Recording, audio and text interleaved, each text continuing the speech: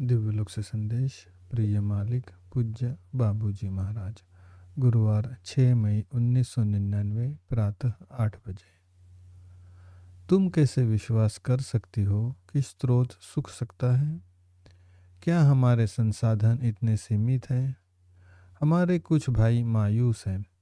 शताब्दी उत्सव के बारे में कई झूठी अफवाहें फैलाई गई हैं।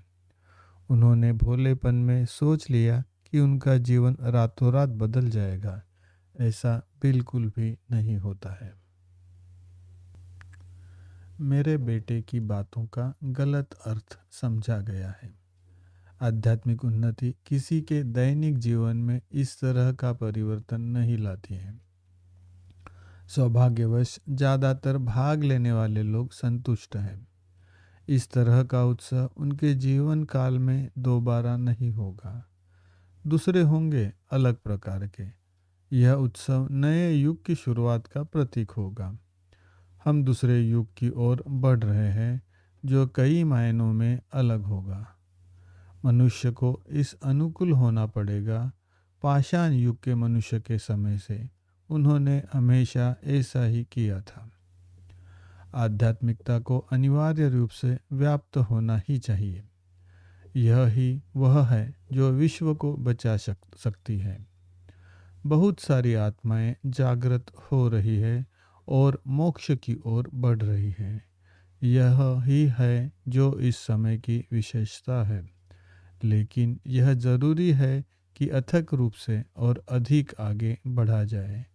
बुराई की ताकतों पर अंकुश लगाने के लिए यह अदृश्य सेना जो साये में काम करती है, कल्याणकारी शक्तियों को विजयी होना ही चाहिए।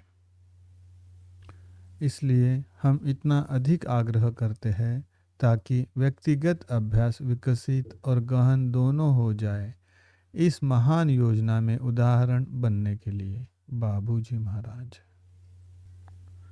उसी दिन प्रातः 10 बजे। जैसा कि हमने पहले ही बताया था, यह दुर्भाग्यपूर्ण है कि प्रशिक्षकों ने भी ऐसी अनुपयुक्त बातें फैलाई थी। आओ हम पन्ना पलट दें। इससे कार्य होने से नहीं रुका। यह विशाल है। इस असाधारण परिणाम का मूल्यांकन करने के लिए तुम्हारे पास न तो कोई संदर्भ है, ना ही कोई साधन। यह महत्वपूर्ण नहीं है। तुम्हारे लिए इतना ही पर्याप्त है कि हम में विश्वास रखो और उत्साह गवाए बिना बढ़ती रहो, जो तुम्हें ऐसी परिस्थितियों में आगे ले जाते हैं। मत भूलो कि तुम विश्वास के सिपाही हो।